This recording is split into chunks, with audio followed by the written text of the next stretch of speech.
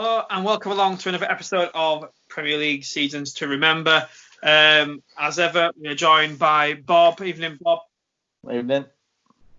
Also joined by T, as always, and James. How you doing, James? All right? Yeah, evening, guys. Yeah, I'm very well, thank you. How are you guys today? Yeah, good. Yeah, doing well. Yeah, thank you.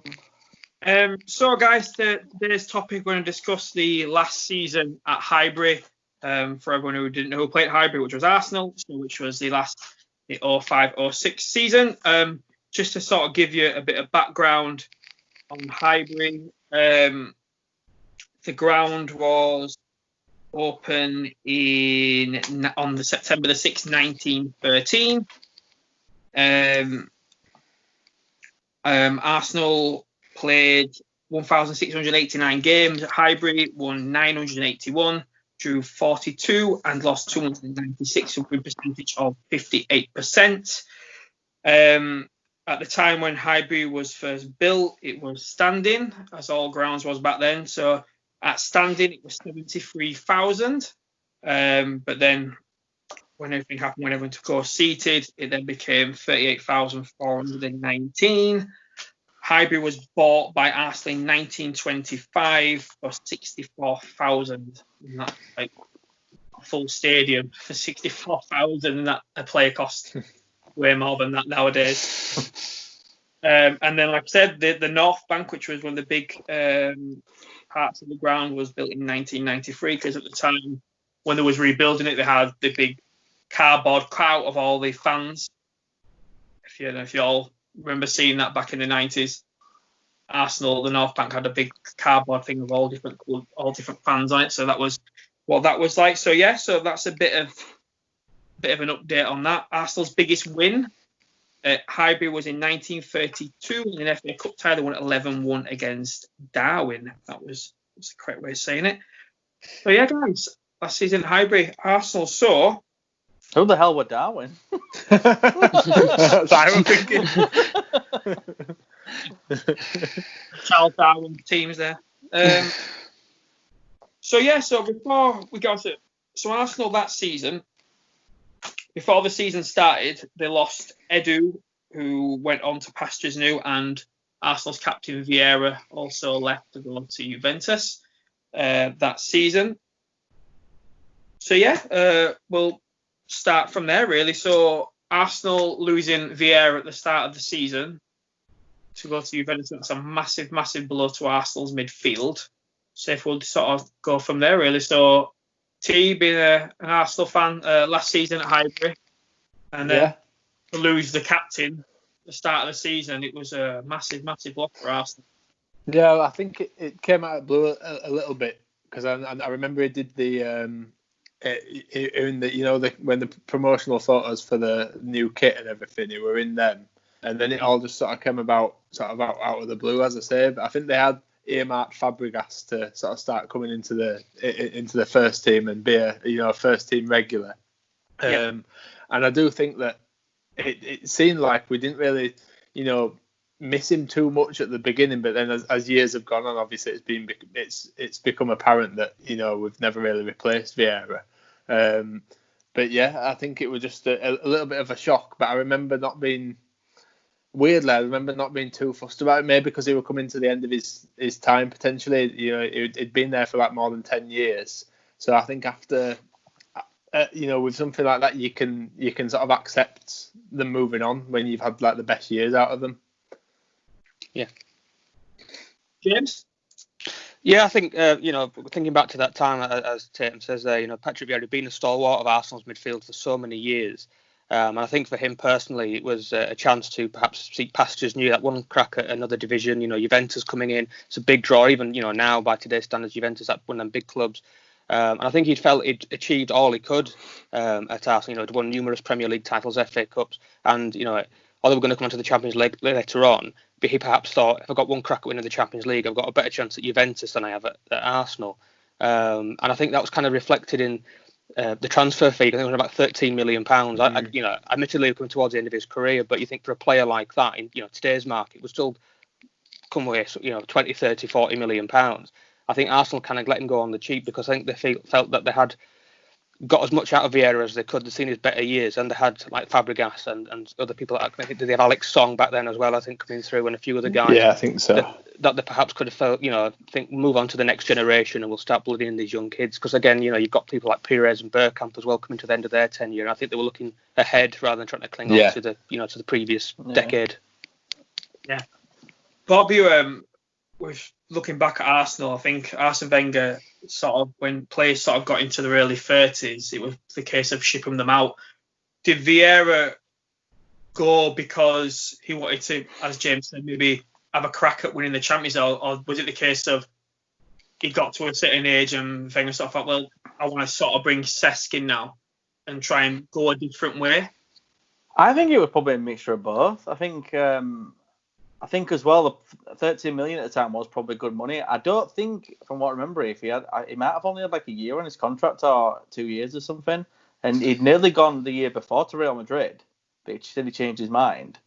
And I think James is right. I think he probably thought, which was incorrect at the time, that he'd probably have a better chance of winning the Champions League going somewhere else. But I think maybe it was just time for a new challenge. And I mean, Fabregas at the time, I think he was raw. I mean, people didn't, know how good he was going to be. But Wenger, credit to him, he took that chance on him, and it paid off, didn't it? Really, in a sense.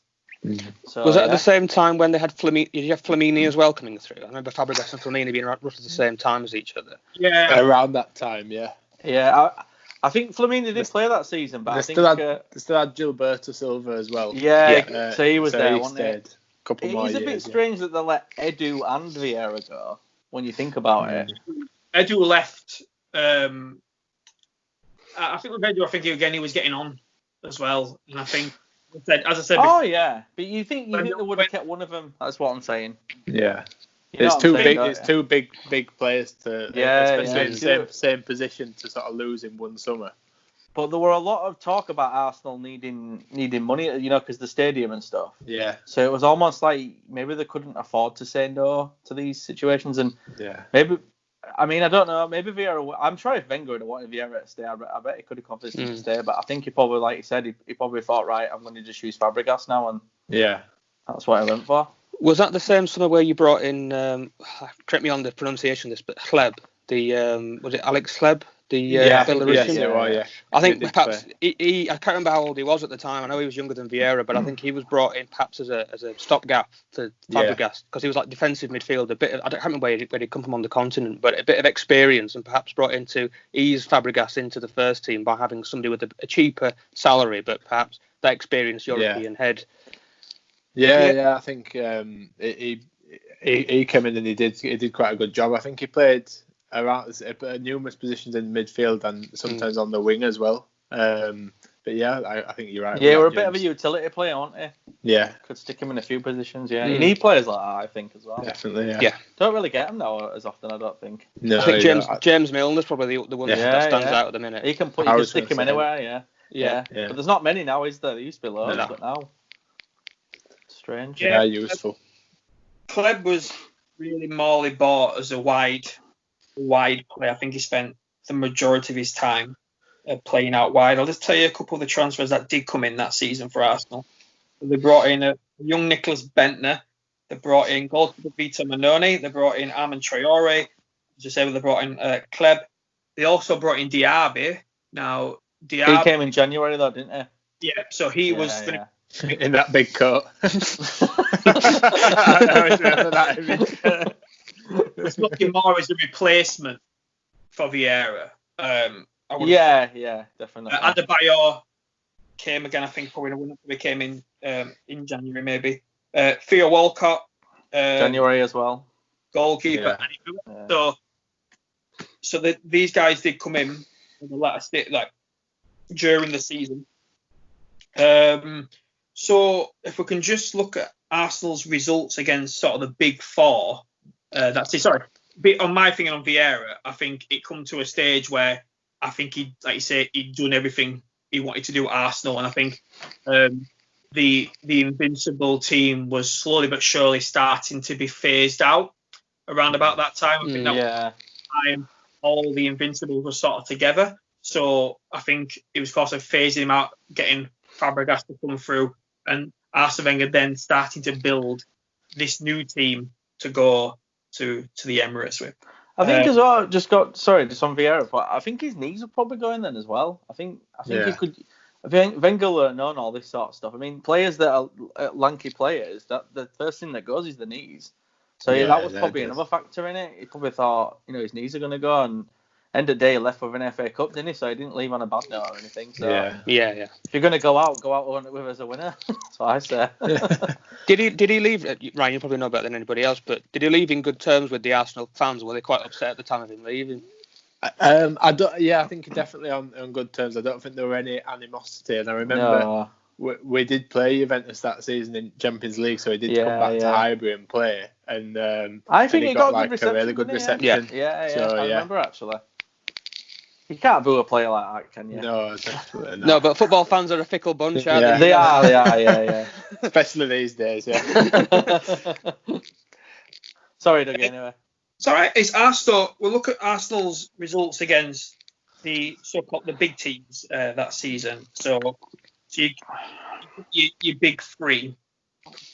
Then so you had Chelsea. Probably not the same big three now. What, Sheffield United, Leicester, and Man City? They lost 4 times to Chelsea that season.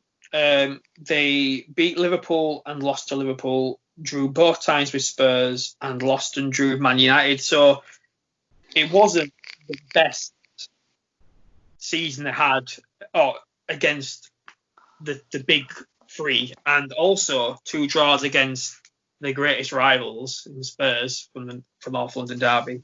So it wasn't the best record T. Now, we need to remember also that Ashley Cole was injured for pretty much nearly all season. He missed a lot of games, that year. He's got 9 starts and 2 subs. So to lose arguably the best left back in the league for all that time is a massive blow. So, T, what would you say on them sort of results?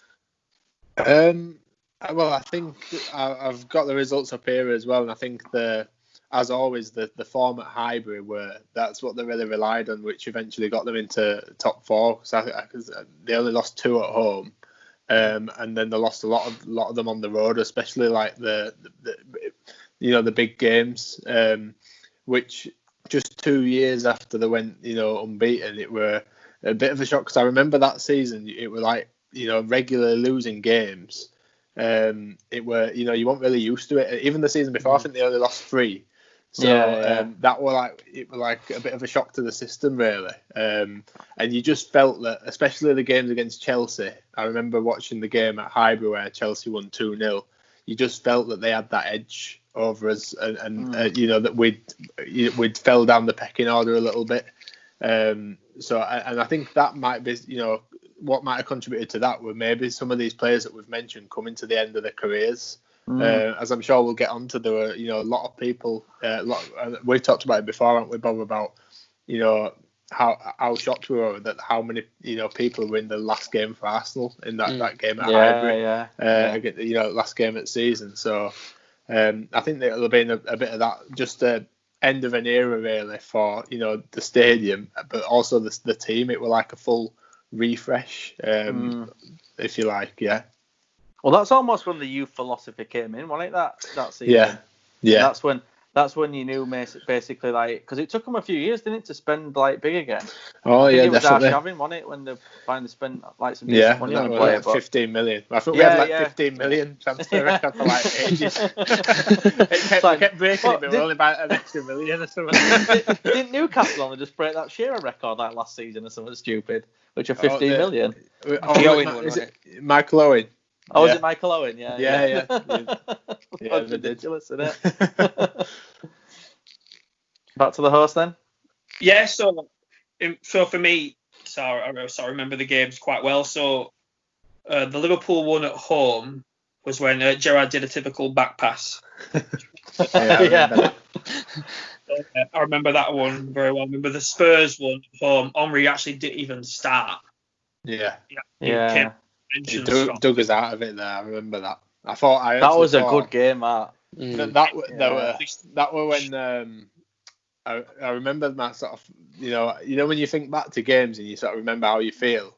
That was the one time, because I'd never experienced a defeat to Spurs, and that was the one time I thought, oh my God, this is it. Like this is this is what it's going to be feel like. And then kind you of got had that a half equaliser. each, didn't they? In that game. Yeah. And then it was just that goal out of nowhere for 5 minutes to go, and it just sort of took that touch. They were just yeah. It was going mad, wasn't it? Yeah. Sorry about my bad impression. I think also looking, I think Thierry was all for quite a bit of the season as well. He still got Golden Boot, didn't he? He did, yeah.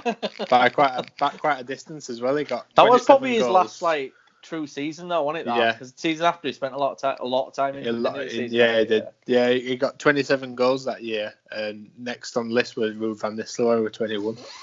Just before we move on from the big games, I just want to mention I have to mention this, right? That was I'm pretty sure that's Chelsea's only league win at Highbury in the Premier League era. I don't think we've won at Highbury. We wouldn't have seen Champions League there, but I don't think in the Premier League we've won there. But I remember they were a bit unlucky at our ground because it came at that Drobashin goal. I remember that. It's quite funny now. that early on in season, that wasn't it? And he just felt when he went in. Yeah. But the Man United, the one thing that bothers me is because the games between Man U and Arsenal at Highbury were always the better games, and the last game at Man U and Arsenal at Highbury was really bad. It was awful.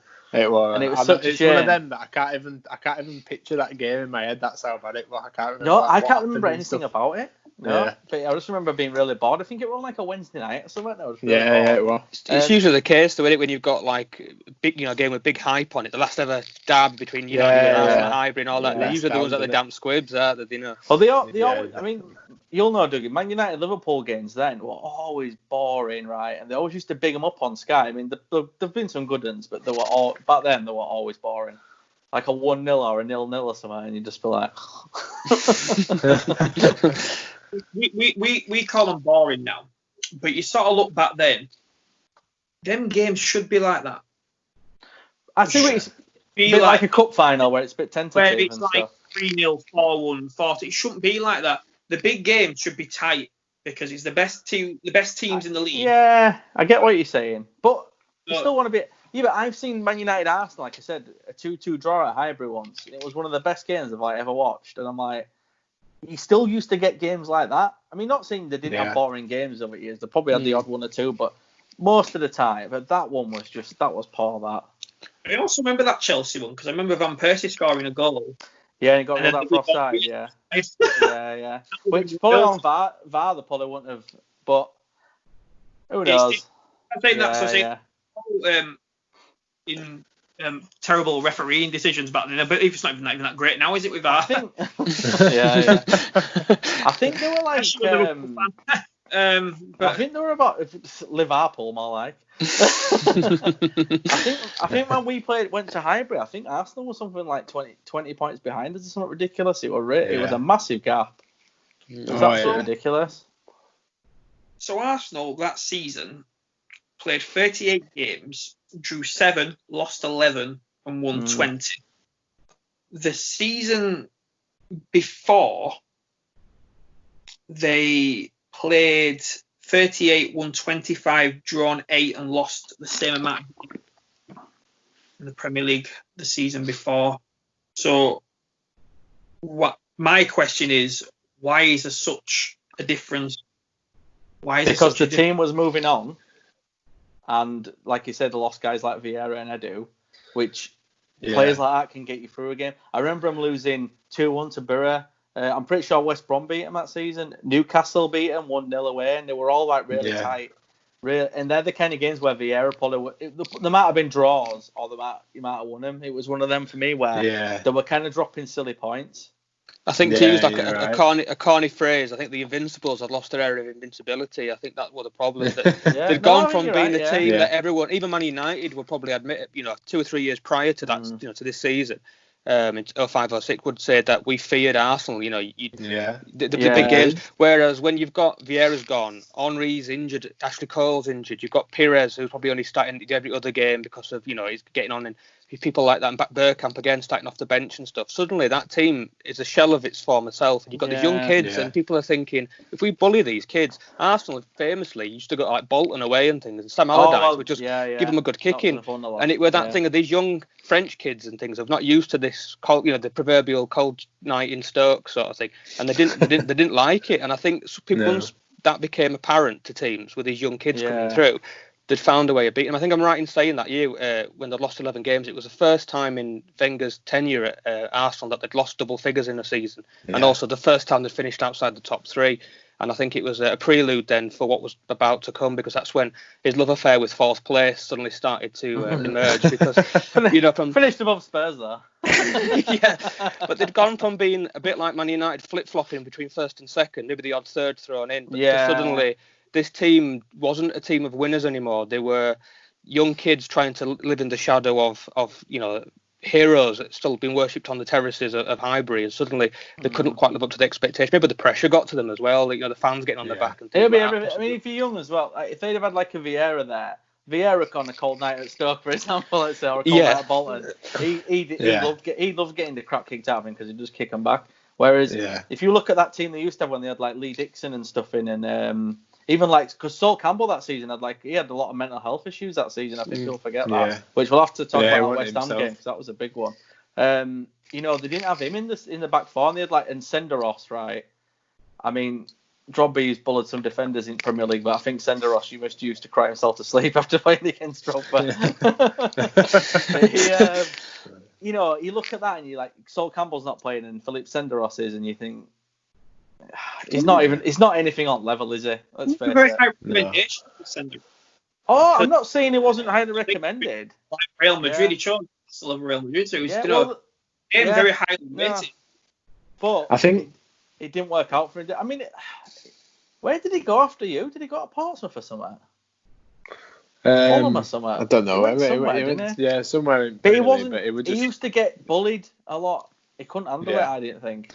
I think another sort of viewpoint on that, sort of like what James said about the lost 11 games, and probably a lot of that was like James said about people trying to live in the shadows of former heroes. But I think as well with the sort of run to the Champions League final, maybe it seemed that they'd sort of take it, although they ended up getting fourth on the final day.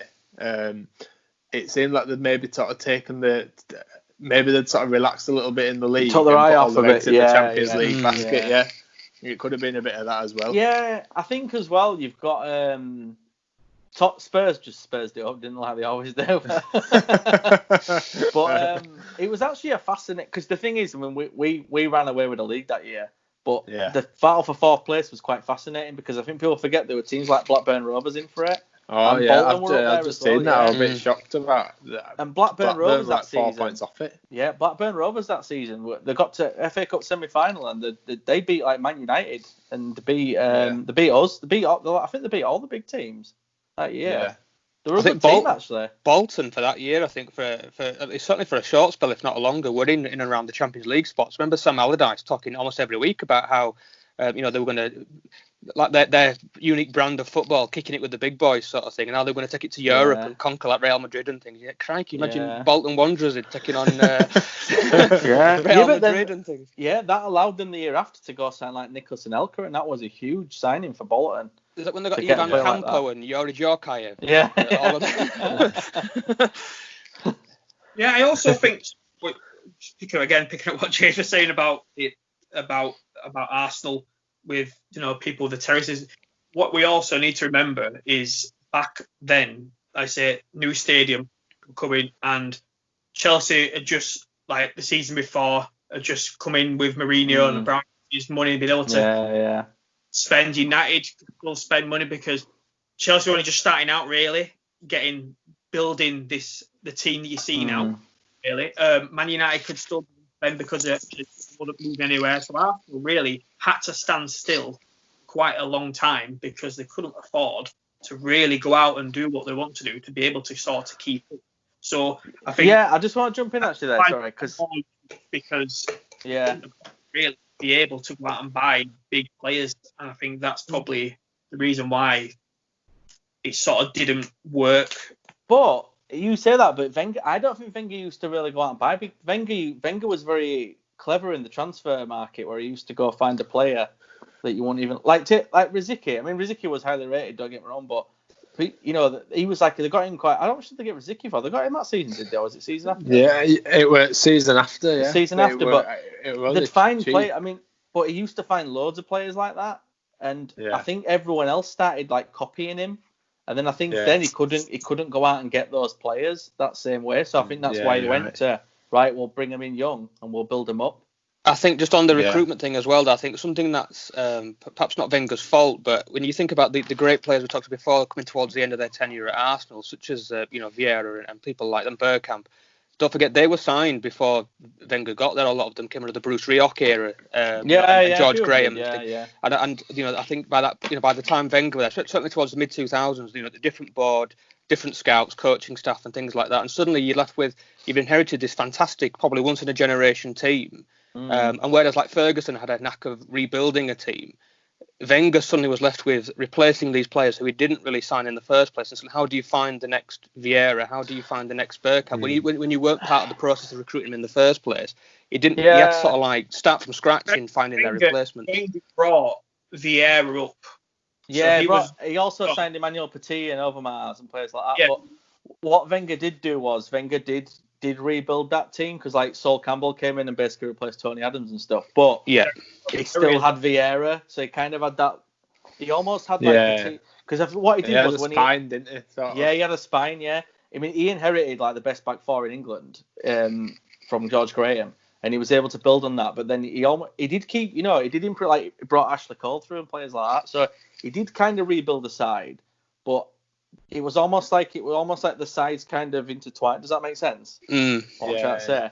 And then I think when he got to that point, then when he couldn't compete with like Chelsea and Man United and stuff in the transfer market, he kind of had to go the other way. And plus I think people don't realise the stadium. I mean, Spurs are going to be in the same boat now. It's a big. Theirs will be even worse, I think, because of everything with coronavirus. Yeah. Well, they've just borrowed like 170 million, haven't they? Something off it. So. Well, they've been struggling for a couple of years, because famously Spurs didn't sign a player for 18 months or 2 years or something. And obviously that's because they had all these bills coming up for the new stadium. So it is a big gamble, I suppose. You're gambling on. Yeah, you've got to be able to sustain. You can't. Spurs have had a good team, but you've got to be able to keep building on top of it. And if you can't, you get. And that's kind of what happened to Arsenal in some respects. And I think the problem with Arsenal was, and I think Wenger used to cover for board as well, like. When the players, some of the players used to get big, they used to sell them on for like decent money, and then he'd have to bring another youth player. I think Wenger used to actually, he probably should have taken less stick, because he was covering for the board. I think. Well, if you look at like football today and like how revered the sort of fourth spot is, and like back then people almost took the mickey out of Arsene Wenger for getting top four. But if you like Bob said about the move stadium. And then, like, it's sustained, like you say, it's sustained, keeping that Champions League money coming in on a lesser budget than the rivals. So, and if you were doing that like in today's day and age, then you'd be shouting from rooftops about it. Yeah. Well, look at Brendan Rodgers at Leicester and stuff. Like, he's definitely. pretty much doing what Wenger was doing in a sense, and he's getting praise for it. I mean, obviously now we've never had two teams that have dominated. Like, I mean, City have been a bit rubbish this year, but. We've never had two teams that have dominated like that. It's almost like watching German football or something now, isn't it? And you've got like one or two teams. I think the times have changed, but like you say, if you were getting, you got to be careful what you wish for sometimes, aren't you, with the whole Wenger out thing? Because I remember you were a Wenger defender, weren't you, for a lot of years? So yeah, definitely. Yeah, I mean, I've always said when they were on about fans wanted rid of him, I don't rid of him. I didn't understand it, but. Yeah, I guess you always think grass might be greener, and sometimes you've got to take a risk. I think you've got to take a risk sometimes, haven't you? I think it's all about perspective as well. I mean, if you look at, say, Man United, and there's this expectation that they have to be competing in every, on all fronts. And if you think about, if you were a fan of, say, a Bolton Wanderers, or even like myself at Leeds, if I were getting fourth spot, an FA Cup win, and a Champions League knockout game every year, you'd take that every day of the week. For Arsenal fans, because they were used to, certainly a certain generation of Arsenal fans, were used to battles with Man United, going at the last game of the season, to and fro for the league title and that sort of thing, and Champions League finals, as we're going to come on to.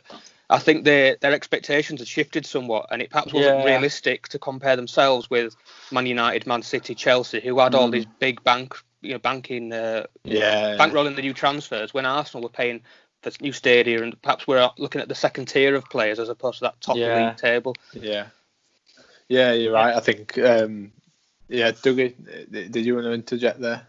It's just all about, for poor Arsenal and Arsene Wenger, it was a case of they had to stand still for so many years while everyone progressed, and from no fault of their own, that's the way they had to be done. But that's why him getting top four was actually a bigger deal than maybe even we thought at the time, because he was doing it. I mean, Liverpool at that time, you had a good team as well.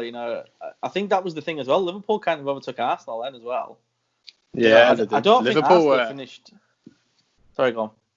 Liverpool got 82 points that season. They were only just shy of Man United. Yeah, I think they finished. Yeah, it was like 3 points or something behind Man United. A point. Like was it a point? Sorry. Yeah. Yeah, I know it was tight. Yeah. So, but go on, teammate. Sorry. Yeah. No. I just wanted to, just as we touched on a little bit earlier, just move on to some of those sort of individual results that stand out. So, Bob, I know you wanted to talk about the West Ham game with Sol Campbell. I think that was a massive defining moment in the season. Yeah, because Sol Campbell did he go off at half time? I think it was. I think so. Yeah. I remember there were. I can't fully recall it, but now you've mentioned it, it's sort of come flooding back a little bit. Yeah. It was the cause of 2 goals. Yeah, and West Ham that season were kind of like, that promoted team always has that bounce. Yeah, they had that bounce. They got to the FA Cup final and stuff, and they were playing really well. And I almost feel like, I think Arsenal probably just thought they were going to beat them, and I think West Ham actually came. And Sol Campbell made 2 massive howlers. Yeah, and I remember he didn't play for a while after that, did he? No. And it was obviously his mental health that was the problem, and you can't play when you're not happy, can you? Do you know what I mean? No. So again, losing Sol Campbell, who was one of the best Arsenal defenders of all time, I'd probably say. That was a blow. I mean, and even he was coming to the back end of his career then, but it was still a blow, because then at the back then you didn't have that experience. Like say, Ashley Cole wasn't playing, were he? As well. No. So who was your experience in that back four? It was Colo Torre playing. Colo Torre, yeah. I remember because such a Colo Torre. Yeah, because I remember Lauren, in our Lauren, I don't think was he injured. Lauren were there that season. I think he left the season before. No, I'm pretty sure he was. Was it a Boué? Did you have a Boué back then? Boué, yeah. Yeah, because I remember in this Champions. Yeah, I'm trying to picture him in that kit. Yeah, I remember. I'm sure he was. Well, Eboué, or is it Eboué? Because Jeff Freeze always used to call him Eboué. So I'm like, is it Eboué or Eboué? I've always said Eboué. I think what were a bit astounding about that season, like you say, about all these defensive issues, like with injuries, that amazing record that they had when they got to the Champions League final without conceding a goal, and most of that I remember watching the games, and the defence that they'd start with were Eboué, Senderos, Torre, and can't remember who they had at left, but it might have been so not Clichy potentially. Yeah.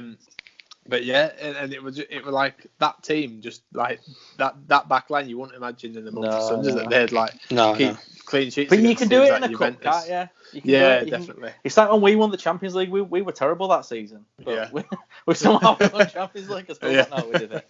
But I think you can do it in a cup, whereas in the league, because you're playing with every week. Yeah. You get found out a bit more in your own league, don't you? I think that's why, like we touched on before, with the league record that year, the 11 defeats, only 20 wins that season for us. And I think sustaining it with those injuries over a prolonged period of time, they perhaps struggled with that. But then won off cup matches every 2 or 3 weeks in the Champions League. You can aim for that and build to it, rest players in anticipation for it. And perhaps because they were used to winning as you see now with a lot of teams like Man City, for example, they constantly talk about, for them it's all about the Champions League now, and they're putting all their eggs in one basket sort of thing. Maybe Arsenal, subconsciously or consciously, I don't know, because they would have been competing for Premier Leagues and FA Cups, were thinking, right, we've done that ship sailed, we're going to put all our eggs in the Champions League basket this season. And maybe took their eye off the Premier League.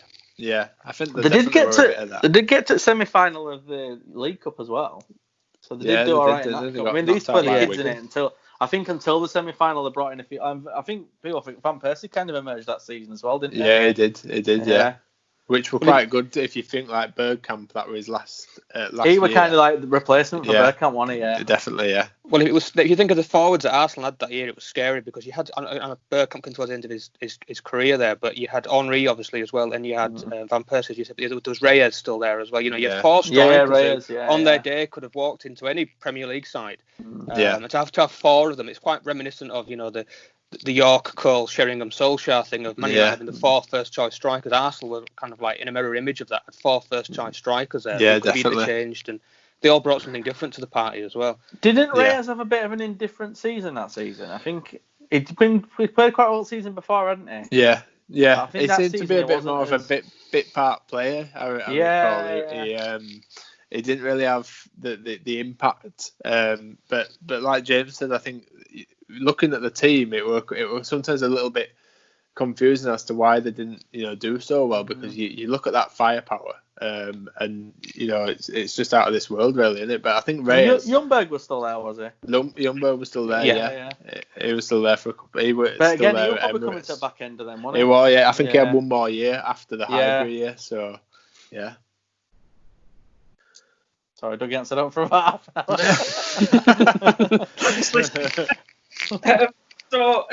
sort of rolling into the cup competition. So Arsenal went out in the 4th round of the FA Cup against Bolton, which lost 1-0. So again, yeah, I remember that. Yeah, was it a replay? I think. I can't really. I don't know. They all mixed into one of those Bolton games. Yeah. I actually remember just a random thing. I remember once seeing you in town, Dave, and we were talking, and you went, FA Cup, yeah, that's what Sunderland and Bolton's away are for. I'd love to know Bolton's results against Arsenal over a 10-year period, because it always seemed to be that whenever Arsenal went to Bolton away, it was always either a 0-0 or a 1-0 or something to Bolton. They did turn it round after a few years, but yeah. Yeah, they did. I think they were. It were like that, like you say, for ages. They used to like dread going there. And then I think they won one game 1-0 out of nowhere, and then they were 2-0 down and down to 10 men. I think it was like 2010 or something. Yeah, I remember that one. Yeah. When Megson was there, Gary Megson, that great manager. Yeah. Yeah. So again, a bogey team, what they really Bolton. Then I said the League Cup semi-final, which they lost the first leg. Wigan 1-0, and then the second leg they lost. They won 2-1, but I think away goals on it. Yeah. Do you know what? I remember that game because the big problem was Arsenal had scored. I think Van Persie scored. I believe it was Van Persie, and I think they thought they were through. And I think some of the players kind of went a bit, we're through now. I think they did relax. Yeah. So I think they played Henry in that and brought him off before they had finished or something. Yeah. I mean, to be honest, I recall probably should have got to the final, but they had some great. If you talk about battles that season, the games with Wigan, Arsenal, the 2 league games were both fantastic. They were fantastic games. I know. Well, it was. I think it was 3. It were 4. Obviously, the 4-2 at home, and then at their place, it were 3-2 as well to Arsenal. And Henry scored that free kick. Is that enough? No, it was. They were both fantastic games. I remember watching both of them on Sky and. Yeah, I think speaking of the. Sorry, T. Yeah, go on, James. Sorry. No, I'm going to say, just speaking of the cup competitions, though, if you think about it, that year for Arsenal, because you were also in the Community Shield or the Charity Shield, whatever they called it. I was as FA Cup winner, which I think you lost to Chelsea, I think, that year. Champions League finalists, League Cup semi-finalists. For the last season at Highbury, if things had gone the other way, you could have had a treble on your hands, the trophies, to be so close. I don't think you could Community Shield and no trebles. Mourinho did. I wonder want to talk about this. Right? Why did it change from the Charity Shield to the Community Shield? I'd love to know. It was called the Charity Shield for years. It became the Community. Why? It's only recent. I've stopped saying Coca-Cola Cup, so I don't know. You can't move with all what they call League Cup now, can you? It was back in the early 90s. It was. What's the Football League trophy called these days? It used to be Johnson's Paint Trophy. Now it's something completely different, isn't it? What's that? I still call it Johnson's Paint Trophy. Yeah. Not sure on that one. So I'm going to come on now to what James mentioned, the Champions League. So we'll sort of sort of cover that the Champions League. Are we not going to talk about the Wigan home game though, just to end it off? Or Oh yeah. the league season. Are you going to come back to that? Yeah, because that was the last game, so might as well. All right. Okay. Yeah. With that one. So, not only Arsenal getting as everyone said, Champions League did concede a goal that season. Knocked out two big teams that season. Arsenal sort of ended the Galactico era for Real Madrid. Yeah. They were coming to back end, weren't they? Yeah. Left everyone for dead in the Bernabeu. And then they drew 0-0 at home. Before you go on, right, I remember something funny in the Highbury game. I remember Roberto Carlos running and stopping the ball on the line, and he stood there for like a minute, and it was just typical, arrogance of Brazil. It was brilliant, though. He just stood there, looked at the crowd, and then kicked ball away. It was absolutely fantastic. We should talk about that Henry goal. That's one of the best goals he ever scored. He did it again at Highbury. Did he? He all in midfield and beat 3 or 4 people. I remember that. That game was 0-0, and it was fantastic. It was a brilliant game. Yeah. I remember just being on eggshells the whole game because you probably didn't enjoy it. You looked at the team line, and obviously when the draw was made, no one really gave Arsenal a chance, and then to go away and get that result. And I don't think even at home you thought they're going to come back with a backlash, and we managed to sort of keep them out. But yeah, that were when they had all the Zidane, Beckham, like you say, coming to Roberto the end Carlos, of their time, really, yeah. Mm. And then you had the go on, Dougie. Sorry, mate. Going back to the first leg, Arsenal absolutely dominated that game from minute one, and could have at least been 5 or 6 up. I seem to remember they were too quick from Real Madrid. It was almost like Real Madrid were couldn't catch them up. That makes sense. Yeah, I think that. Henry's goal was quite funny because he shook off Ronaldo at the start of the move. So get off. That's some weight to shift in it. Left Sergio Ramos, which makes me smile now. Left Sergio, and then you know what? You just sort of thought after Arsenal did that to Madrid, you sort of thought, is there something going to be here for Arsenal this season? Because it's Real Madrid, but literally for Real Madrid not to lay a glove on them, technically in 2 games, with that. Yeah. Barcelona did knock us out, and I think they knocked out AC Milan. I remember AC Milan were good then. I think people forget. Yeah, they were. So I think they both to final knocked out some good teams. I think it was just that Milan team was the one that Liverpool beat the season before. Yeah, and they won it the year after. Yeah. So yeah, they did. Yeah, they had they kept that 3 or 4 team year together, cycle, didn't they? Yeah. I think.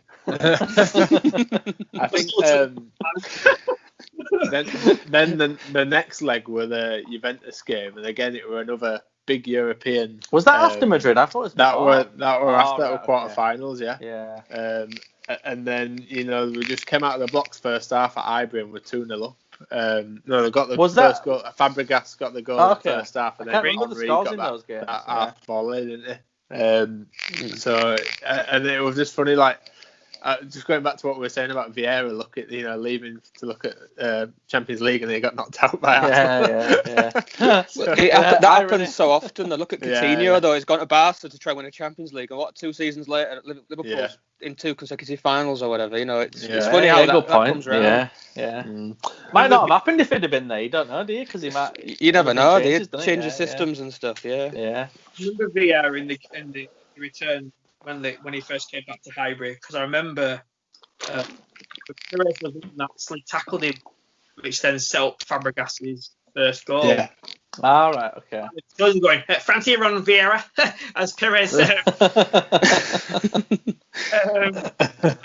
I would say the game was brilliant. I think Arsenal were absolutely classing. I don't remember the Juventus games as much. The Real Madrid game, the Highbury one especially, I remember that really well. Was it 0-0 over there, team? It was, mate. Yeah, I remember that another tense game, going over there. Tough atmosphere, and sort of get away 0-0 were another massive result. And then when you got to semi-finals, and I think then people started to believe. Then Arsenal fans started, because then we drew Villarreal, and I think everyone sort of just thought, oh, we're going to make final now because it's Villarreal. We've got past the two big boys. Villarreal were good then, though.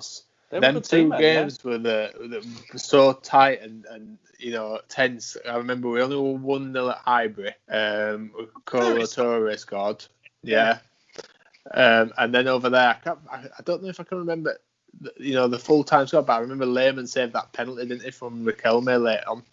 Yeah, added 0-0, Dougie. Yeah, it was added time. It was about 90. So Diego Forlan, he said. Oh, was it Riquelme? Sorry, took it. He had Forlan. Riquelme, Yeah. I knew we were going to. Yeah. I had a feeling we were going to miss it. No, like, when you see a penalty taker, he could step up and you think he could miss it. You don't say it out loud though, do you? No. You just like. Better check would have been netted a dive wrong way. He didn't dive wrong way. Don't get me started.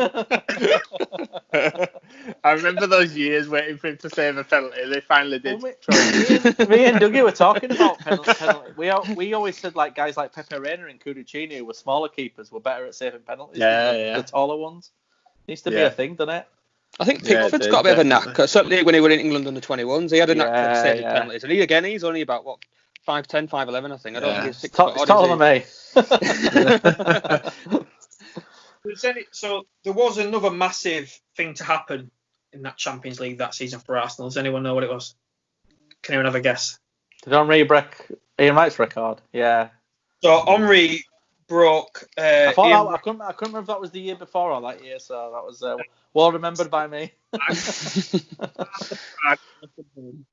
He broke Ian Wright's record. So if you remember, broke his own record, Dougie. That's how good he was.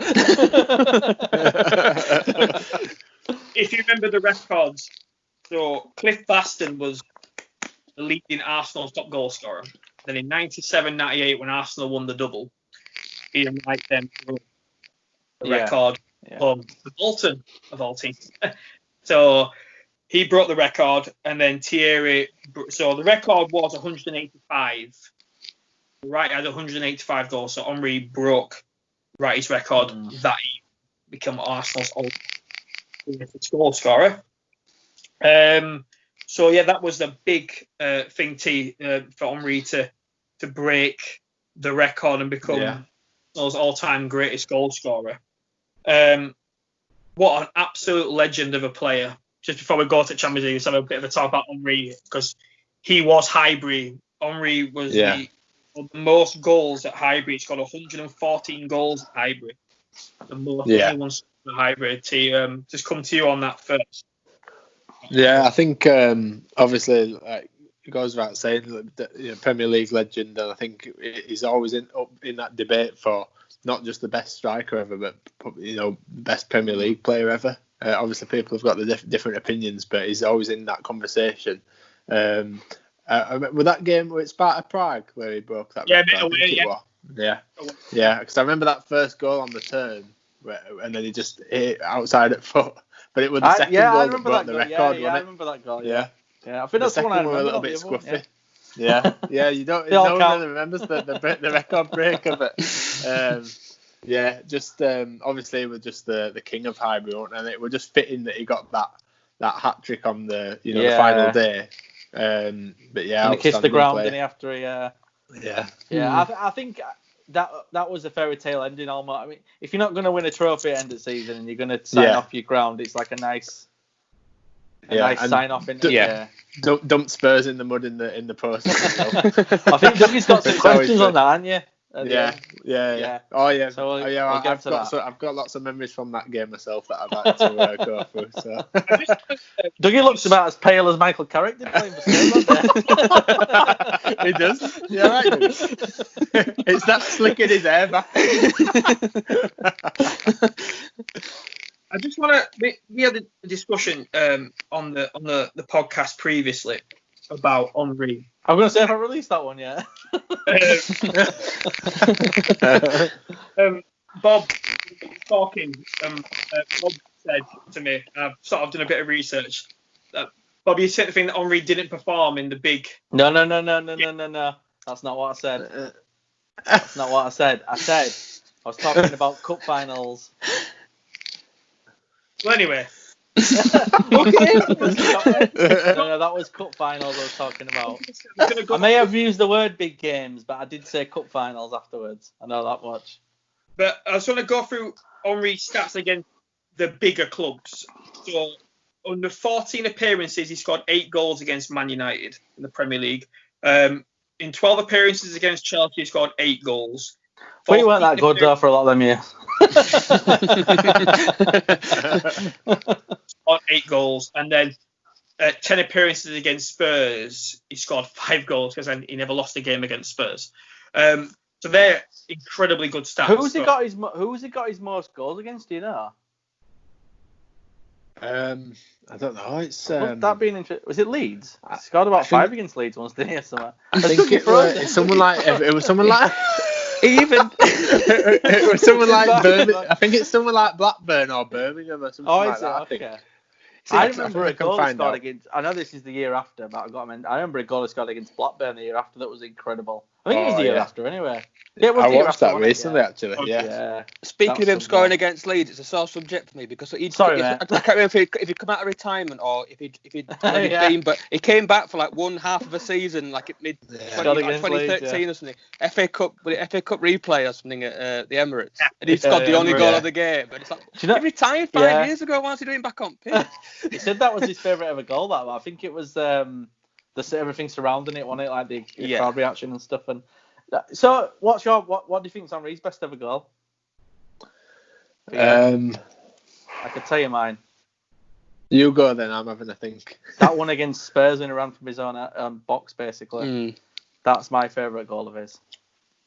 I'll tell you what, I can't remember which season it was, but you'll know which one it is. He's got his back to goal against Man United. I think Barthez is in goal. And he flicks it over. That's the one to my mind. See, I think it depends on what kind of goals you like. Like I like when guys run, and that's why I like the Spurs one so much because he basically just took on the whole Spurs team. And see, I wouldn't disagree with that. I like Michael Owens against Argentina, for example, similar kind of thing. Oh yeah. But I think, what I liked about the one against Man United was it's a different goal to the one that Bergkamp got against Newcastle, but it's similar in its audacity that I'm going to just flick it back to goal and I'm going to pull up a trick, and only he could do it. You know, the only one man on that pitch who could score from that angle. United they've got him boxed in back to goal. And he still manages to pull out a bit of magic. And again, we talked about these United against Arsenal matches.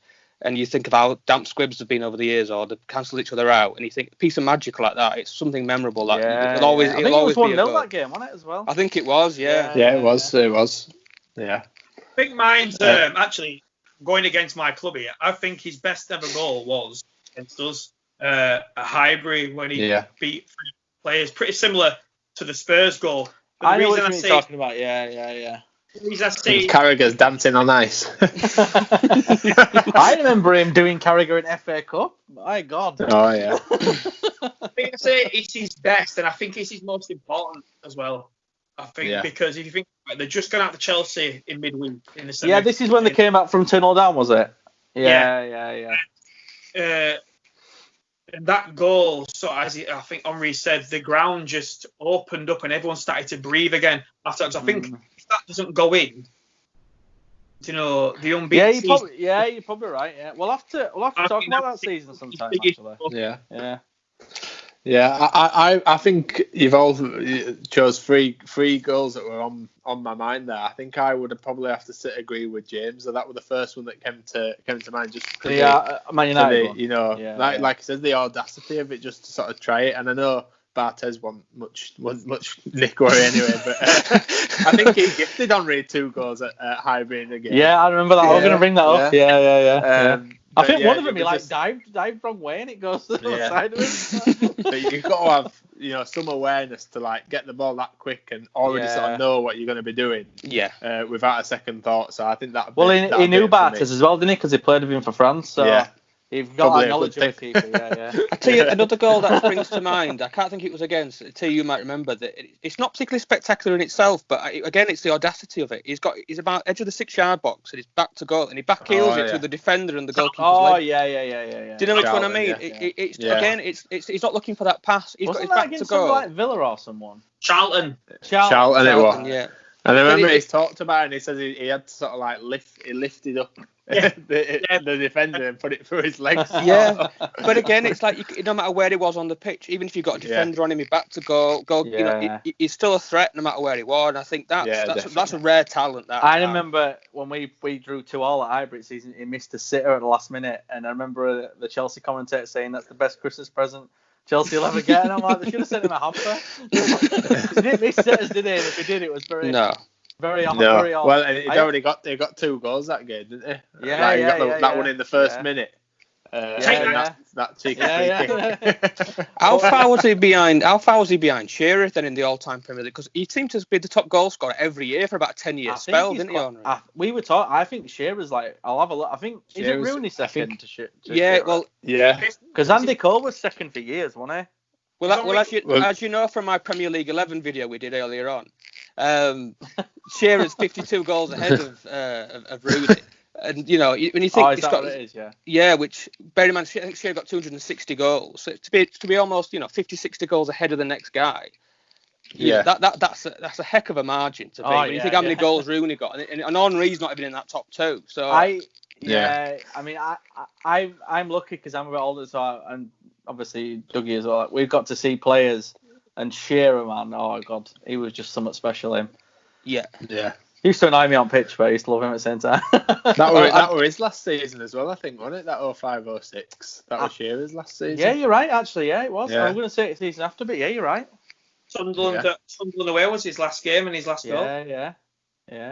Coming on to, I think we've all sort of, with Henry, we've literally just spoke for about 10 minutes there about... Well, it was quite good because we got to mention his... I've always wanted to talk about that Spurs goal. It helps it's against Spurs as well, like, but... I said, in practice, as I said, I think he's the greatest player to be at Arsenal. I think he's the best, foreign player that's come into the Premier League. And also, the game after was the famous penalty incident with Henry and Pires. Yeah. What did you say? Good in the past, really. Didn't you say Wenger said something to Pires afterwards or something? He says you're very lucky. He goes, why? He goes, because you stopped telling me 1-1-0, so you're very lucky. Yeah. I remember. Oh God, who's that player who was playing for Man City? That defender, Danny Mills. He were annoyed at him, wasn't he? I think he thought it was a bit disrespectful. What I don't get is Henry said, because Henry's laughing at him. It's so funny. Henry said he passed it in training, so why did they not just do it as they've done it in? Why did Pires? I'll never get that. I'm like, well, why didn't you just do? Maybe because Pires had already scored. I've never understood. Like, I know Barcelona did it and they scored it, didn't they? But a penalty should be a penalty, and it should be that you have to shoot it. Like, Henry's not happy though, is he? When he runs no. Because it's embarrassing, and it's embarrassing, like in front of a full stadium. And that must have been apparently that was something. I think is it Henry or Pires? They touch on it, don't they, with Gary Neville on that soccer box thing, and they said Wenger didn't know about it, so it was just between them two. Oh, that's bad, isn't it? That's even worse. That's why Wenger were going to kill him if they would have. Yeah, well, like I say, if City had equalised and then it finished 1-1, it'd have been. But it was funny. It was so funny. Final then, in Paris, and if I remember rightly, Arsenal, the game nearly didn't happen because Arsenal were late. Really? They had traffic problems on the way to Paris into the ground, and didn't even know that. Literally, 10 minutes, 15 minutes away from saying, what the hell are we going to do if they don't turn up in the next 10 minutes? So we were very late to the ground. So I'm going to start with you, Bob, and then T will come to you last. And I'll protect it at the end. Final, Arsenal-Barcelona. Now, good game as well. Greatest Barcelona team. I don't even think it's the best Barcelona team they've had. It was a good team, though. Ronaldinho at peak of his powers, as T would like to say. I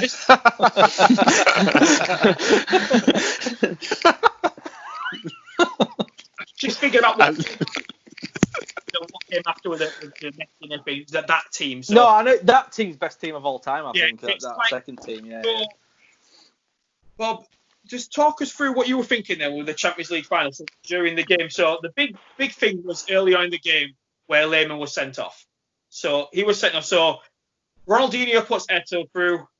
Eto'o gets brought down, and Iniesta taps the ball into an empty net. So what were your thoughts on that? We'll get everyone's thought on that because that was the game. Talking about 15 years ago, Dougie. The game, isn't it? Really, that's the turning. I actually remember thinking they should have given the goal, but he sent him off, didn't he? Which you've said that Eto'o was offside, don't you? But obviously they didn't show a replay. I don't remember that being even a talking point at the time. That was Eto'o's second. The first goal they scored. I'm on about the goal that didn't count. Sorry. Got you. I thought you meant that goal. Sorry. I just thought they were going to give. You never check against you. They gave the goal, didn't they? I thought they were just going to give the goal. I didn't think they were going to send him off. But when they sent him off, they obviously can't give the goal, and can they? I can't remember what I was thinking. I just remember thinking. I think I remember you said. That's why I came to you first. I want to see if you remembered. I remember you saying at the time that they could have sent him off and still give the goal. So no. I think that's a separate. I think that's a separate issue. Right? I actually think, in the grand scheme of a football match, it's not the rules. You probably should be able to give a goal and send a player off, but that's not in the rules, is it? So you've got to do one or the other. Yeah. Obviously, no offence to you, I didn't want Arsenal to win because we haven't won Champions League, so I didn't want them to beat us to it. But, I remember at the time, I remember thinking they'll give the goal. I didn't think they were going to send him off, but they sent him off. I mean, he had to do one or the other, the ref, didn't he? So, yeah. I think the problem with it was he blew his whistle really early. I think as soon as Eto'o had gone down. Did he blow it before he scored? Yeah, it more or less as soon as the contact was made, because if you remember the incident, Lehmann flattens him. There's no I didn't touch him, ref. He absolutely took him out. So there was no issue, I think, with Ken's giving the foul, but he blew, like a lot of refs do, the blow straight away, and the ball had continued rolling through, and I think we say it was Iniesta who tapped it in. I know one of their midfielders tapped it in. But he'd already blown. Was it Julie? Yeah, good player. I used to sign him on football games all the time. But you look at it now and you think, I think some refs might have thought about the game and not sent him off and just give the goal. Yeah. But that ref, I don't know where he was from, because obviously different cultures. Norway. Norway, there you go. James, Statman James. If you was ref, would you just give the goal and then get on with the game? Yeah, I'd give the goal, yellow card or whatever, and then get on with it, yeah. James, what about you then? What were your thoughts on that part? Well, just instead of that, I think going back to what I was saying about how Lehmann flattened him, I think even if he had given the goal, I still think Lehmann could have been sent off just for the sheer fact he just rugby tackled the guy to the ground. The tackle itself was quite. If you watch it back, late, James. He thought he was playing rugby. I think that was part of the problem as well. It wasn't even so much he was the last man and he threw on goal. He absolutely flattens him, and I think that's if that had been an outfield player doing it, he probably still have got a red card for just absolutely flattening the guy on the thing. I think you talked about records. Arsenal set another record that year. They were the first London team. I don't know if it's the first London team to get to a European, the European Cup as it was, or just Champions League, but they were the first London team to get to a Champions League final at the very least. I remember going into a Champions League final because we'd won Cup Winners' Cup and stuff before and that, and but Arsenal had been in finals as well. The European Cup, as in like the Champions League, I think you're right about as it was back in the day. But yeah, so the set of records. I remember going into it and the big debate being Lionel Messi, because he was only very young at that point, but he was still like this up and coming wonder kid. And I think he failed. Well, he didn't play in the final. I think he failed a late fitness test or something going into the game. Right, okay. So he wasn't even on the bench or anything. But I think that was a bit of a boost for Arsenal going into it. And I can't remember exactly, but I remember that there was concerns regarding the back four at Arsenal. They were fit to play. I remember Campbell, obviously Cole and things played, but I don't think, like I said before, Cole had not played many games that season.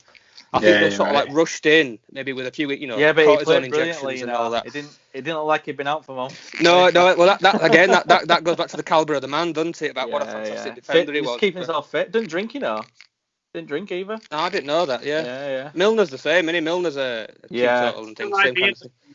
Ribena, man. Ribena. Yeah. They weren't like Stone Cold Steve Austin while they were beer. But I think in that game, Arsenal, for the most part, I mean, I know Barcelona dominated the possession as Barcelona do. and had majority of the shots. But Arsenal, even down to 10 men, didn't look out of the game. And as we know, Henry missed some chances, didn't he? He did, especially really early on. Yeah. There were a few times where he was through on goal, but Valdez was their goalkeeper at the time, Victor Valdez. Every one of them went straight down his throat. But he may even have hit the woodwork, I think. Well, it's funny because on Sky they bigged it up as Ronaldinho versus Henry, and both of them didn't have like a great game at all. No, one of them games. If Henry had been playing in the Premier League on any given Saturday, he'd have had a hat trick that game. Yeah, for some reason that day it just wasn't. Maybe it was the pressure of playing on French soil and being in Paris, and you don't know. Maybe he thought it was his one chance to win a Champions League, but he just, like you said, didn't have the greatest games. I know, Dougie, you mentioned there about the turning point being the red card. For me, the turning point in the game came after the second half, and it was with an inspired substitution. Barcelona changed 1-0 down at this point, changed formation and brought Henrik Larsson on. And Henrik Larsson, coming towards the end class player of his thing, and his thing was just basically create chances. And I think he assisted both goals in that game for Barcelona. But him coming on, the whole game just seemed to shift at that point, because up until then Arsenal were very much comfortable being on the back foot in terms of defending. But that's what Arsenal always did best, as we touched on before. Arsenal being like 1-0, playing the offside trap and all of that, they were happy to sit back and let it sort of arced back to the boring Arsenal sort of thing. They were happy to do that. They were happy to do that, and I think Henrik Larsson coming on, suddenly it poses a different question. And you've got Eto'o, and you've got Van Bronckhorst and all these other players that they had, and Ronaldinho, and Larsson was just like the straw that broke the camel's back. It was suddenly there's one extra guy, and we just don't have the resources to stop him. And Henrik Larsson was a nuisance when he was coming at you as well, because he just so good in the air as well. Yeah, he was the kind of guy I think who could apply his trade anywhere in Europe, and I know he was at Celtic for all them years, but he did wonders there. But you think if he'd have gone to a Premier League club earlier in his career, or La Liga, he could have been in amongst the conversation we'll talk about. He went to Man United the season after for a bit, and he was brilliant for them. Yeah. For a couple of months, so just a good player. Cheers. Yeah, thanks for that, James, mate. So my thing on it, like I said, that's Taven yet, have you? I'm gonna go. All right. He's the Arsenal man. I'm gonna go to him last. For me, when I say, by sort of turn, I understand what you meant about Larsson coming on, because he did change the game at the back end. I think for me, the turning point was with Lehmann getting sent off, then the Arsenal had to go the entire, because it was very early on as well. Who did Arsenal sub off? Pires. And he wasn't happy, were he? It was his last of a game. Yeah. Pires off. He wasn't happy, were he? I remember that. With Lehmann getting sent off, for me, the ref were shite. I'm sorry, it was rubbish all day. Don't swear. That's what swear was on this. You have to beat that. Was rubbish all game, really, because he sent off Lehmann when technically he should have just given the goal. He also missed Ibue diving and getting Arsenal the free kick, which got Sol Campbell the goal. So for me, it's justice. It sounds like he was just a rubbish ref. It was justice then, really, for that. Can I just say though? I know you said it, but he had to do one or the other, didn't he, with Lehmann? So if you're that, and as James said, I don't remember if rugby tackled him. I can't really remember it, but. You can't really have a go if he did send him off, because he took one decision of two decisions he had to make. So you can't say that they got, for the good of the game. If it's a final, I get what you're saying, but you can't, as a referee, you can't have that sentiment. I remember once Man City playing against you, and I think Boyata got sent off in side of a minute, and the commentators were saying, "Oh, they should have yellow carded him," but what he did was a red card offence. So.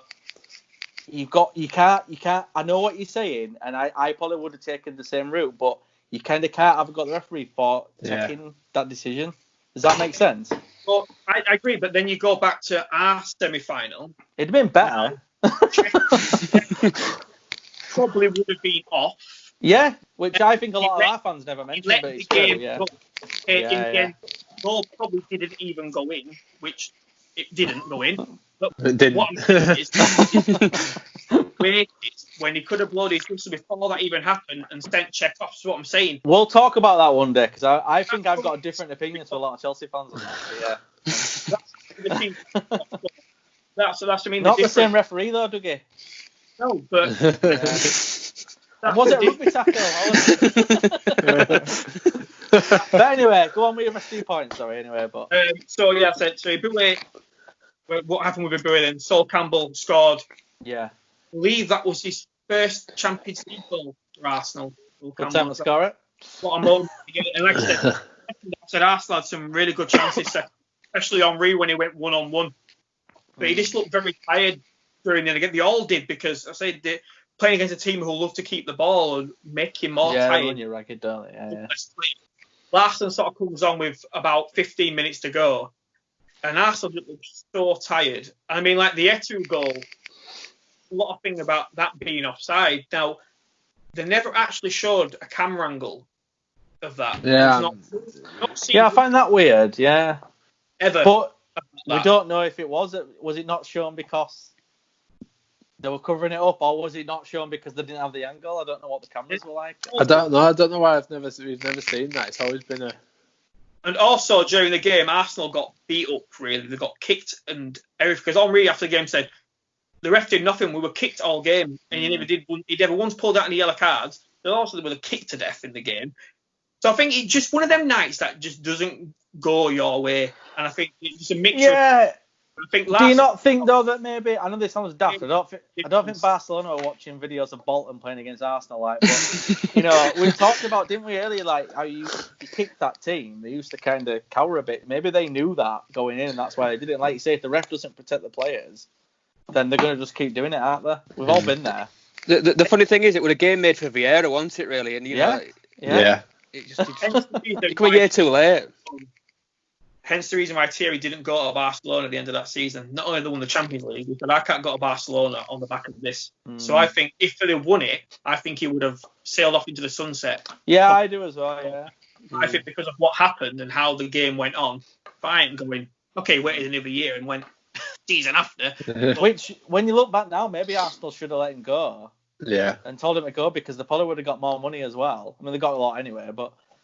And then, because he spent the season after a lot of time injured, didn't he? And Arsenal kind of got him fit for going to Barcelona. I don't think the fans would have forgiven them, though. You just lost Vieira, Pires is going, Bergkamp's going. You can't then lose I know what you're saying, yeah, but it's hindsight, because they didn't know the season after they were going to be injured, did they? But in hindsight, the probably would have been better off, wouldn't they, really? So, yeah, apologies for the swearing. I'll put this season's got a bit of swearing in it, so. Last minute on to you. I said, take it away, mate. What were your sort of thing on the game? Yeah, I remember the whole build-up to it. I remember the whole, you always have a big build-up to it. And it were midweek. I think it were midweek Champions League final. Yeah, Wednesday I preferred night. that, to be honest. Yeah, because I remember I had my work experience and working with my Where dad. was that? Working with my dad in Hull, and then we drove back like on the night when he used to live in Pudsey. And watched it there, and I remember being obviously incredibly nervous. And then it was just like I always look back on it, and I always think I'd love to have just watched the game without the red card incident and just see how we'd have fared. Because although Barcelona were a wonderful team, we'd already come up against some wonderful teams. Like you said, we'd got Campbell, we'd got Colback. We'd sort of got ourselves back into a good place, and yeah, you're right. I think Campbell wanted the peak of his powers or his fitness, and I think he had a number of problems that season, but I think I would just love to see how that game would have panned out, 11v11. I remember on the incident that we talked about, obviously as an Arsenal fan, when anything like that happens, I think in any game that I watch, there's nothing I hate more than getting a red card, because I think it just fully lowers your expectations of what your team can achieve. It's just that you just think, oh, it's damage limitation now, and you don't want that mindset in a Champions League final, and the biggest night ever for in the biggest trophy that you can get in club football, and I sort of remember like thinking, is there a way that he can just get a yellow card and not give the goal? But obviously, but looking back, I think I would have preferred him to just give the goal. And then, like I say, and then we'll see. For the good of the game, that would have been better, wouldn't it? Definitely. Yeah. The funny thing is as well, Barcelona then were all appealing for the goal, as were the fans. And in hindsight, Arsenal probably could have been appealing for the goal as well. Well, the referee could have done himself a favour by giving it, and he probably wouldn't have got a stick. So. I remember thinking, like, what if we've done just, what if we've just got away with that goal? Because I remember there's always a little bit thinking like, oh, we've got away without giving a goal away there. There's always two sides to it in the race. Yeah. And then you don't want to go 1-0 down, do you? Yeah. So they had that free kick right on the edge of box, didn't they? And I thought, watch this, Ronaldinho will just curl that in, and he almost did straight after. And then I think we just steadied the ship a little bit. Like you say, they didn't, like James said, it didn't seem like they were massively out of it. It wasn't like a no contest then, 10v11. They seemed to, like, when they got the ball, they did good things, and they looked slightly dangerous even in the first half as well. Managed to get that goal, which I obviously didn't see that coming at all. From a set piece as well, wasn't it? Yeah, you got something to hold on to then, haven't you? Obviously, as the game's going on, you're thinking, are we going to hold on to it here? Are we going to, nick it 1-0? And then obviously that happened with Henrik Larsson, which I'm not a massive fan of Henrik Larsson. I just think he knocks us out that year too as well. Yeah, it's tough looking back on it, because you just think like what could have been, and we've never been. Closest we've been since is then semi-finals when we got knocked out by Man United. So you don't get many opportunities on that stage. And obviously we look a million miles away from it at the moment. So it's always a bitter one to look back on for me, really. Yeah. I think for Arsenal as well, it was a bit of a double whammy with it being Lehmann, because you've got to think as well that Arsenal probably went into that game thinking we're going to be second best in this game. We're going to be under the cosh for large parts of it, because as you always are against Barcelona with the players they've got. Yeah. And when you've got Lehmann, who's a German international goalkeeper, very experienced. We talked before about his ability at saving penalties and a great leader. Suddenly you've not only lost your goalkeeper, but you've lost that leadership at the back. And admittedly you've got Cole, and you've got people like Campbell and stuff who are international players, but having somebody like that in amongst Marshall in the defence, when you've got, and he'd had a good season, It's just that extra pair of eyes and that bit of experience to say, Larsson's nobody's picking him up, or Eto'o's and shouting out them commands. Whereas was it Almunia? I think was the backup keeper, not quite as experienced. It's not the best. I mean, I remember the goal. Didn't one of the goals go through his legs? Yeah, the second one. Yeah, it's not. Yeah. And then it was Belletti, that. Ooh. Yeah, I love Belletti. That sliding on his knees. I think it's also a shame about Pires as well. Like, no one ever really talks about what impact he could have had on the final, because he was still a damn good player in his final. Do you think that's when he decided he was off? Because he was not happy getting subbed in that final, was he? I think maybe it were happening anyway. Again, a lot of the players were on coming to the end, weren't they? I seem to think it had already been decided he was leaving. I might be wrong on that, but maybe that's why he was so upset then. Maybe because he thought, my last game as well. I want to say, sorry, go on. He offered him a 1-year deal. He wanted to. But when you get to a certain age, you've got to accept that, I think. And you earn your contracts, don't you? I mean, we're a bit like our players are over 30s. I don't really get this. Because I think players are peaking later now. I think Jimmy Vardy's in his 30s now, isn't he? Yeah. He's about 30, he still looks like absolutely brilliant. So I think players are peaking later than they used to, but I think there was always this thing when you got to 30, it was almost like you were done then, in some respects. I think one of the things about Wenger, but probably the only thing for me that kind of, I won't say taints his legacy, but he never won anything in Europe, and I always find that a bit odd, because he had opportunities to. I always the big feel one was like probably that Cup Winners' Cup, wasn't it? Was it Cup Winners' Cup? Or was it UEFA Cup? UEFA Cup against Galatasaray. I mean, it were a freak result, wasn't it, what happened? But you think about, is that one of his things, that his legacy, where you look back and you think, I mean, he never won a League Cup, which I find really weird, but he always used to play kids in that, didn't he? But that European, he never, I remember that last seat, when he were left that last, I always almost thought, because I thought you were going to win it that year. I thought he's going to win a European trophy and retire one, and it be like, nice send-off for him, but it just seemed to be the thing that always eluded him, didn't it, Europe? Yeah, I think he was quite loyal to Arsenal, and I think maybe to his discredit, really, when you think he would always touted with the Real Madrid job, whenever that was a Wenger's name, and the French national job and things like that. And you think it was even recently. Exactly. As good as Arsenal were, they were especially around that mid 2000 onwards and stuff, they were in either Chelsea's shadow, Man United. They were always playing second fiddle somehow.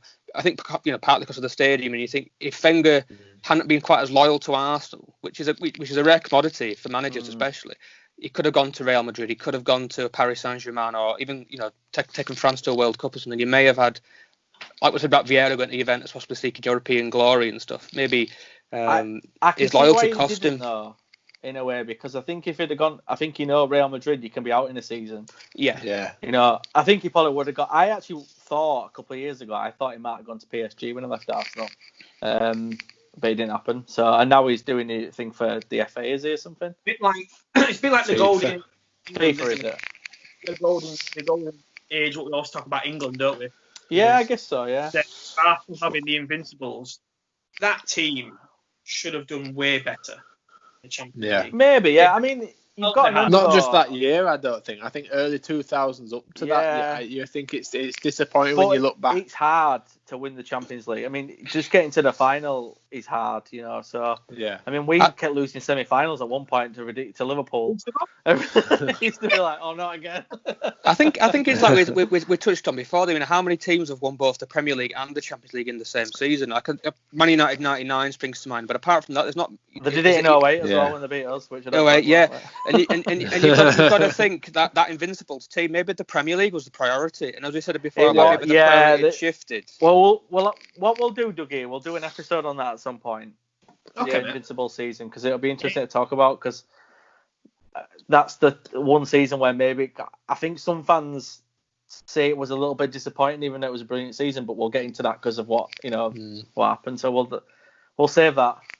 So guys, we're going to come on now. So the Champions League final, but beforehand there was last game at Highbury. So the last ever game at Highbury was Arsenal against Wigan. So Arsenal were losing. Was it 2-0 down? 2-0 down? No, they were 2-1, wasn't it? 2-1. I think they went 1-0 up. Arsenal. It was Pires. Pires took the lead, and then they got two. Yeah, somebody got a free kick, didn't they, for Wigan? Yeah, because Lehman were too far across, and he were expecting a cross into the box, and he just went for up of a corner from quite far out. Was it Sharman? Yeah, that's right. Yeah, that's right. Yeah. I remember that, Bob, from our quiz. Yeah. That's right. Yeah. T, we'll sort of come to you on this one. We'll start with you first. Are you going to mention the other thing? Yeah, so the big thing about that particular game is Tottenham were away at West Ham. So Tottenham were, sadly, was given food poisoning. Sadly, okay. What nice sympathy, Dougie. It's believing to be an Arsenal said so. It was Wenger on it. I saw pictures in paper. I remember that. So the question is should the Tottenham game have been suspended and it should have been played again because literally everyone was ill? Or was it just a case of you play with really? So T, on that, so I'll go you. On that, do you think you're not going to stay? But you sort of go with what you've got, don't you? I think there's still enough good players on there to at least try and be very pale looking players. Yeah, I think. Yeah, I don't know. I think it's a bit of a weird one because obviously, if genuinely that they were all unwell, then there's a point to sort of maybe replaying the game at a different day. But I think if you look at the Premier League and like you say, the title had already been, like Bob said, the title had already been decided long ago. I think that Premier League, is like what's going for us on this final day. I think they had a really good relegation scrap that day, and then obviously the top four between Arsenal and Tottenham. If they sort of say, "Oh, we're postponing this one," it sort of takes away from that final day a little bit. How negatively that impacts Tottenham. Yeah. I think that was probably why it did go ahead and why there wasn't really much consideration for it to be postponed really. So Bob, on to your like I said on that same point really about the West Ham game. No, I don't think it should have been. I think they've got football. No, I'm not just saying it because it's Spurs, right? To be honest, if I were in their boat, maybe I'd be a little bit more sympathetic, but who cares? But you've got a squad in football Yeah. to cope with these things. And like you say, those players were ill, but they still managed to play and they still managed to score a goal in that West Ham game. Yeah. And there's no guarantees fully fit that to beat West Ham because West Ham that season were really good. I think people forget how good West Ham were that season. Yeah. And they were at home as well. And, they love a game against Spurs, don't they, West Ham? Yeah. So, no, I don't think it should have been because I think you've got a squad to cope. It's like when Borough did it in '97. They should have just played the game because then points sent them down. So, there you go.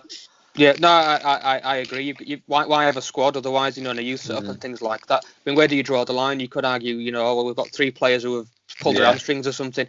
Yeah. I mean, there's things in place like emergency loan systems and stuff. If you you have no goalkeepers and things, you've got to sort of like make do and carry on. For me, the league's decided over 38 games. It's not decided on that one weekend. Yeah.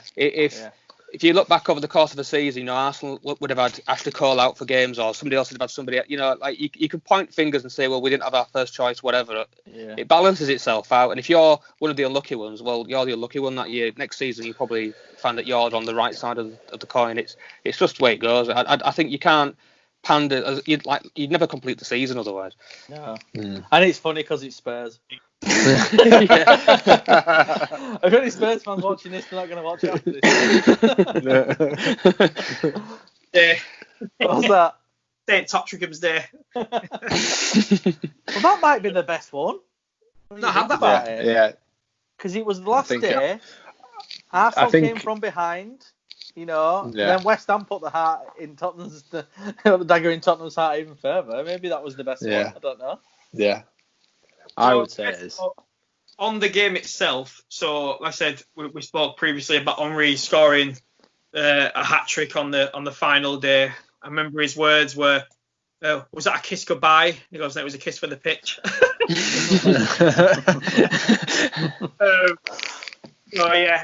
So just an open forum, really. So it was a cracking game to end in my opinion, such a beautiful, beautiful stadium, which I don't think Arsenal have ever. I like the Emirates. I think it's a really lovely stadium. I still think Highbury was better. I still think Highbury is something special about Highbury. The noise was better, maybe because it was a compact stadium that you could hear it. Yeah.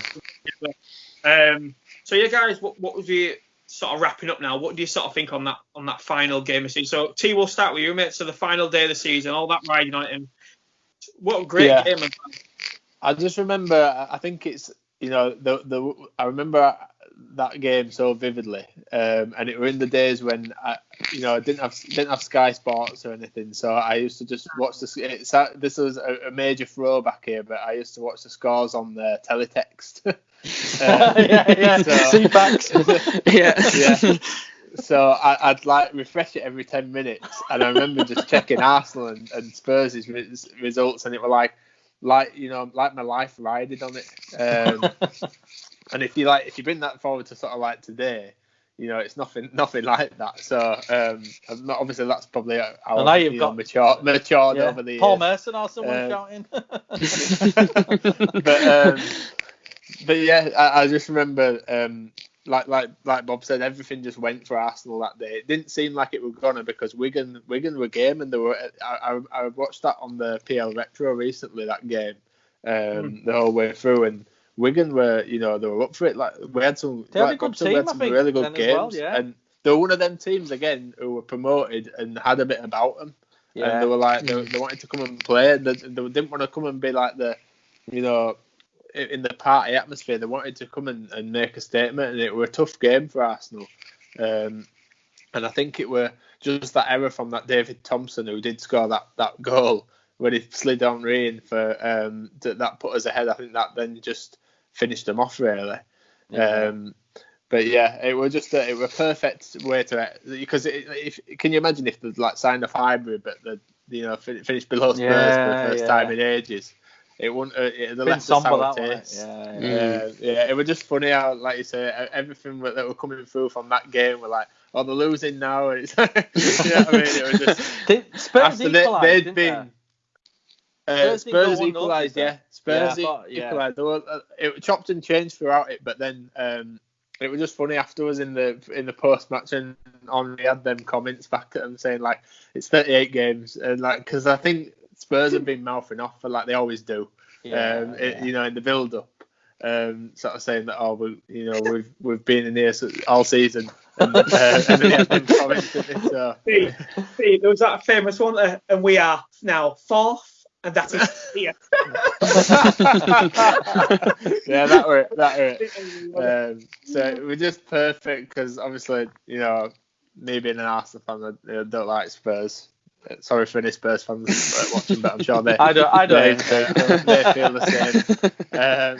But yeah, it was just a perfect sign off to, you know, a great stadium, like you said, Dougie. It's you don't get many like that these days, unfortunately. I think they're dying out slowly but surely throughout you know the teams in England. So yeah, that were my thoughts on it. James? Not much to add really in terms of the game. If I'm honest, it's one of those games. I think because I've not been an Arsenal fan, I remember more vividly the celebrations and something like the post-match stuff and the build-up and things more than the actual match itself. You know, if I'm honest, but what I'd say is just like opening up like about the stadiums. I think Highbury was always one of those grounds. I think Anfield's another one. They were like iconic English grounds, and you know, you go anywhere in the world and you mention the word Highbury, and straight away people talk about Arsenal and memories and things. And as good as a stadium, you know, as Emirates is, and it's a fantastic stadium and things.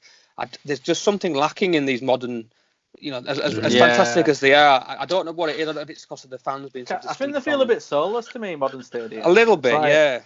And I think as well, like you talk about prices and stuff. I think a lot of like the fans that get priced out, and then you do get a different kind of fan. I mean, that's no disrespect because they've got a right to be there, but yeah.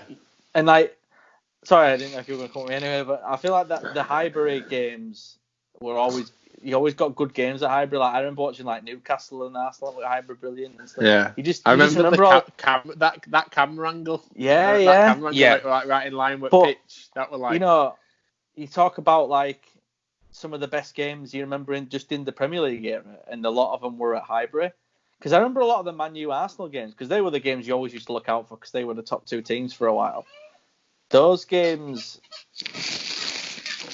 Sorry, I've got that on my little mini screen. The games at Old Trafford were always kind of a bit. Sometimes they were good, but they were always But the Highbury game was usually like the one that was really good. But yeah, I think it was better when they had Highbury. I kind of in a way wish they still had Highbury because it was more entertaining and stuff. I think as well, those kind of, even the atmosphere in the ground's one thing, but the atmosphere even on TV, the fans always seem to be louder and more. I don't know if it's just because they're closer to the pitch or they're more crammed in, but it seems to create like a more intense atmosphere in those kind of games. And it arcs back to like the rough and tough of the English game sort of thing. Whereas now I think perhaps it has progressed, and you know, football is a much higher standard in these big fancy new stadiums, and obviously it's got better. But I think it's lost something along the way as well. And I think you're right. Yeah, I'm glad to see such as like Liverpool extending Anfield as opposed to building a new bowl. I know Leeds often flirted with the idea of a new stadium, but you know, look close to Ellen Road, and I think it's a sign of a changing, you know, the changing landscape of football. That some of these older grounds will be lost, and I think, as generations of football fans, you know, come from kids to adults, they won't know of those kind of being squashed in it. Really, yeah. And you think as well, like the iconic stand, you like got the whole tent at Villa Park, and you know the Cop at Anfield and things, and you know you'll have these big stadiums, and they may name them after ex-managers and players and stuff, but they don't have that. There's like an aura about the whole. No, you're completely right. Yeah. But the game itself was a classic, brilliant game, like you said. What a fantastic game to sign off Highbury, and it was fitting. I mean, I remember at the time, obviously, because being away, I didn't like Arsenal stuff. It was quite fitting that Henry got a hat trick. I remember thinking, that's quite fitting that he got a hat trick. It's a bit like that, like you say, like when you sign something off, sign it off like in a good way, and that was I thought. And like I say, the Arsenal Wigan games that season were all pretty much fantastic. So, yeah. Bob, have you got a bit of a melody for us? Those Highbury years. That's the only bit I know. I don't know the rest of it. That is the thing I remember. But I remember two things right from afterwards. I remember Ashley Cole giving his boots to some fan, and I always wondered afterwards, did that fan burn him, or did he keep them and sell them on eBay? Probably sold them. Is it Roger Daltrey? Is it? Yeah. Yeah, Roger Daltrey's singing that song, and it's actually an old song, and I didn't realise till I was googling it the other day. I thought it was done especially for, and he's like rocking it out, those Highbury years and all that. Yeah, I remember having alt legends on. Pitch, I remember Ian Wright actually. Yeah. But like I say, Ian Wright joking with. I wanted to do this episode just so I could sing that melody, didn't I? So that was the whole reason of this podcast. Got that off your chest now, Bob. Right, I can quit now. See ya. But yeah, on like I said on the game itself, was a really fitting ending. Like I said, to Highbury, which had amazing, like James said, stadium, which there's not many of them about anymore now. And if they are, they're sort of getting redone or building new stadiums. So yeah, one of the great ones that sadly now a bock of fats now. So I think that might wrap it all up, guys. I think we've been quite a long one this one. Yeah, that's been our longest episode. Yeah. Big thanks to Bob and to James and to T. So you can always tweet us PL Seasons and email us at plseasons@gmail.com. Is it to remember? Yeah, that's right. See, they're too waiting for me to fail there. They're waiting for me.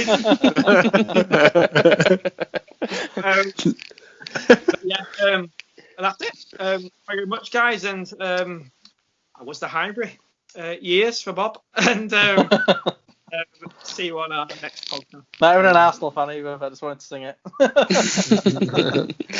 Thanks, guys. Thank you. Thank you. Thank you.